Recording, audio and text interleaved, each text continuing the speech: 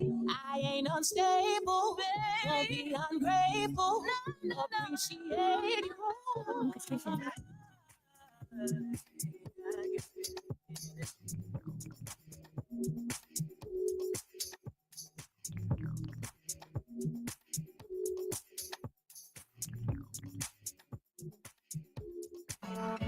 Yeah. You know what? Good morning. Good morning. Happy Saturday. It's your girl, Miss All Purpose, live on All Purpose Radio, right here on My Radio Chicago, Support District Network Radio. Happy Saturday, everybody. Listen, I had a time last night. I had the opportunity to go to a Kendrick Lamar concert and SZA, and that, my friends, was a lot of fun. My daughter wanted to go. I was actually going to sit this one out, but my daughter wanted to go. And I was like, okay, say less. So we went. It was a really, really great time. It was here in Chicago in Soldier Field. So I'm trying to just hold on, bear with me, y'all. I'm trying to, there's a little, let's call it protocol that you have to do with Facebook and StreamYard, which is the software we're using. And okay, edit post. Let me see, edit post. Maybe that. There we go. We got to make it public. It's hating. I got to do it another way.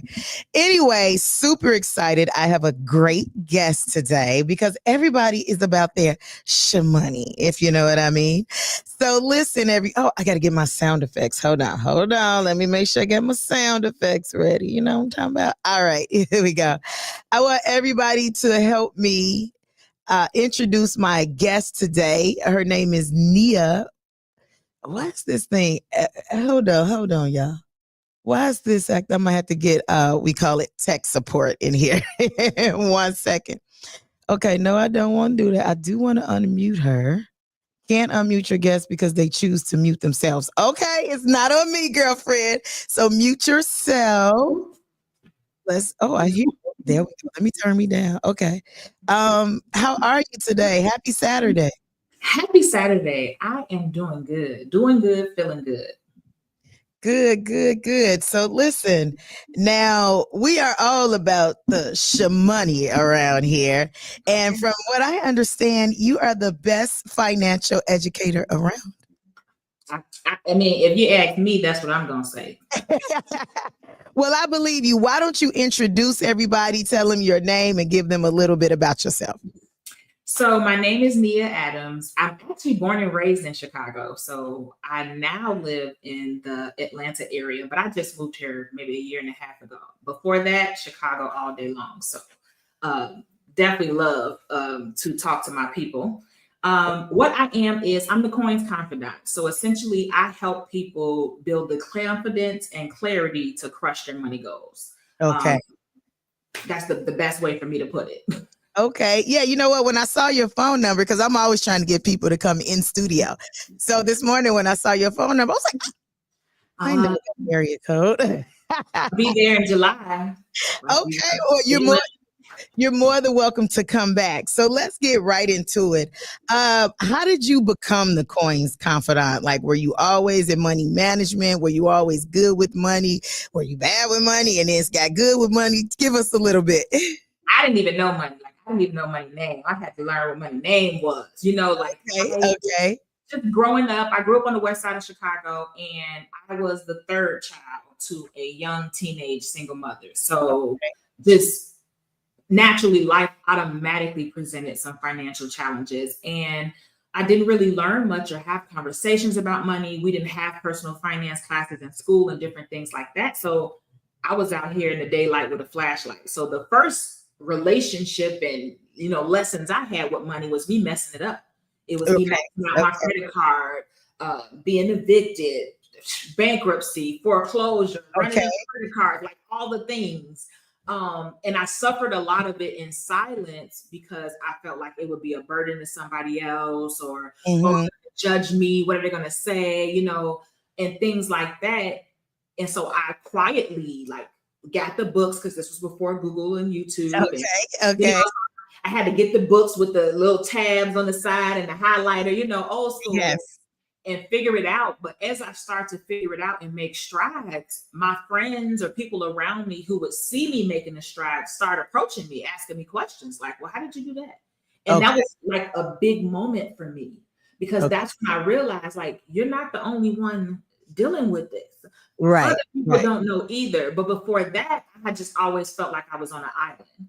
So once that started happening, that's when I started to get more into it. I started to put more time and energy into being able to just learn. And that's what I kind of dug into. And to be completely honest, the first time I learned, it was not, you know, completely successful. We had to fall again and get back on it, you know. But that's what really got me into it. My own mistakes, my own fumbles, my own experiences originally. So what was the aha moment? Like the one defining moment where you were like, something's gotta change? For me, that moment was when, so I bought my first house at the age of 27. Okay. I lost my house and was in foreclosure before 28. Whoa. And so now I have to leave this house and get down to an apartment. And now I'm pleading with this landlord, this person who just filed bankruptcy, who just has all these horrible things. Like, I promise I'm going to pay you though. Right. I didn't pay them, but I promise you different, sir. I'm going to pay you. Like, for me, that was the opening moment. Like, this can't be life. Like, I can't go on like this. I can't. So that, to me, I would say would be the defining moment. I was like, okay, whatever I'm doing is not working. I need to dig deeper to get to like the root of what is this? Okay. So if you don't mind me asking, how do you lose a house in a year? Oh, well, let me tell you. I was working for the Postal Service. The first way you lose a house in a year is you don't have an emergency fund. Okay. So if anything happens, anything goes wrong, you don't have any money to pay your mortgage. Okay. The second thing is I bought the house. I'll never forget. My closing date was October 28th. I injured myself at work December 4th. So literally 4 days after my first mortgage payment, because you know the first month you don't have to pay. Right. Yes. So December 1st was my first mortgage payment, and December 4th I injured myself at work. And anybody know the workers' comp process is not a fast and swift one, especially at the federal level. And it took me a long time. So by the time I was able to start getting more money coming in, my priority was, I just got this red notice with my light bill. I had no idea about the foreclosure process and that they were going to shut it down. Like I said, I had no personal finance knowledge. So only what I had just learned in the books I read. So by the time I paid the light bill and stuff to, get them and get them off my back, and I'm like, okay, let me go to the mortgage. They're like, no, we need all or nothing. Right. Yes. Okay. They're like, no, ma'am. We don't take payments. And you're at the point where you have to pay it all or that's it. And I didn't have that. Okay. Okay. So that's I see. The house in a year. So let me ask you this, because purchasing a home is quite courageous. So you had your post office job, or as they say, your good government job. Good government. Thought I was doing something. You felt at that time it was a good time for you to purchase your home? Everybody else was doing it. Like, that's what I heard my coworkers talking about. And, that's what they said that you do. I had a daughter myself. I had a daughter at 17 myself. So I'm a single parent. That's what you do, right? You get a house for your child. Okay. So you were making the right moves, but not necessarily with a post plan, like if you get injured. And so let's just get right into it. Let's just start a little bit. So with your clients that you've worked with, what are some of the money ideas that they have from their family or their friends because I'm assuming that when everybody it's not working. I assume when everybody gets with you, some people might have no credit and some people might have worse credit. So when they come to you, what are some of the mindsets that people already have around money by the time they get to you? So right now, a lot of people are learning about money in 60-second TikTok and Instagram reels, and they're learning it by these fast money hacks, which a lot of times lack the foundation. Like, see, that was my issue. I was making the right moves, but I lacked the foundation.